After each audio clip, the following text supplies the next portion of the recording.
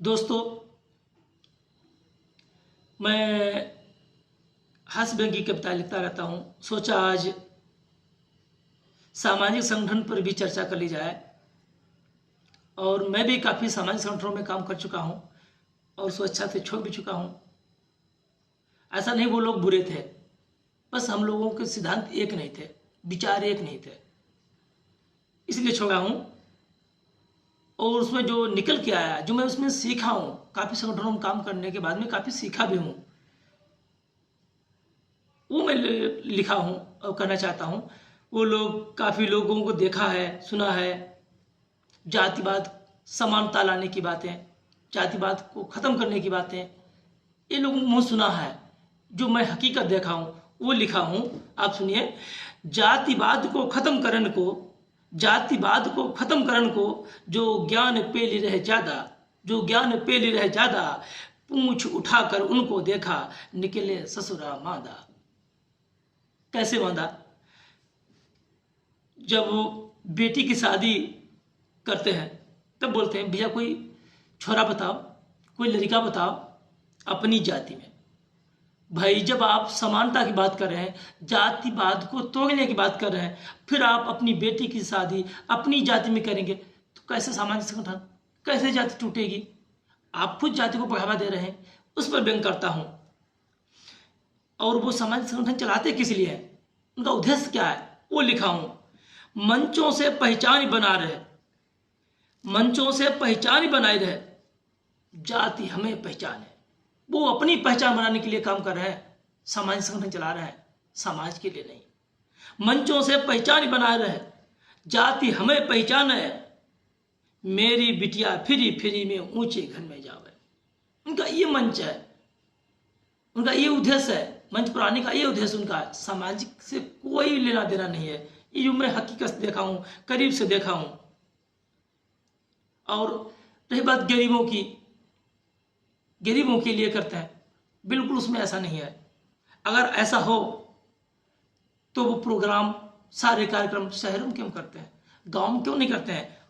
वो मैं आगे लिखा हूँ, सुने कि नाय फिक्र है किसो गरीब की, नाय फिक्र है किसो गरीब की, जो आगे उसे बढ़ावे। बिल्कुल फिक्र नहीं है गरीबों की, न गरीब के लिए काम कर रहे हैं। अगर आपको है तो आप आगे बढ़ चुके हैं, अच्छी बात है। आप अपने समाज को ही, गरीब तबके को आगे बढ़ाइए।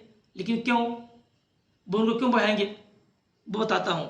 नाय फिक्र है किसो गरीब की, जो आगे उसे बढ़ावे।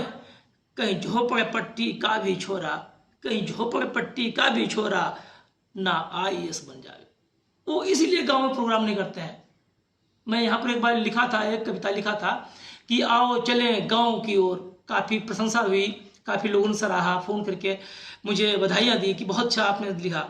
मैं वही लिखा हूँ कि अगर आज भी 75% ग्रामीण बस्ती हमारी है देश की और अशिक्षा भी वही है, तो सारे सामाजिक कार्यक्रम गाँव में होना चाहिए, ना कि शहरों में। शहरों में लगभग 99% लोग शिक्षित हैं, जागरूक हैं, लेकिन वो गाँव में इसीलिए करते हैं ताकि उनकी अपनी स्वयं की पहचान बने। और गांव में करेंगे तो गरीब का भी बच्चा IAS बन जाएगा, PCS बन जाएगा, तो वो नीचे हो जाएंगे, उनकी पहचान खत्म हो जाएगी।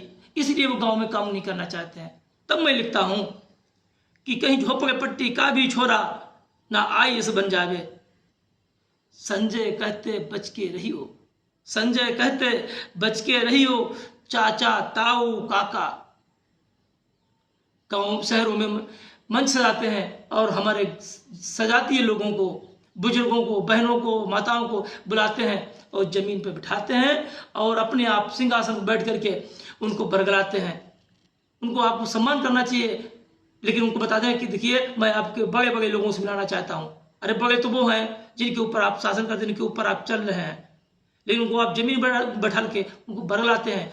इसलिए मैं कहता हूँ उन बुजुर्गों के लिए, भाई बहनों के लिए कि संजय कहते बच के रहियो, चाचा ताऊ काका, तुमको टाफी में भटकावत, तुमको टाफी में भटकावत, खुद डालत है डाका।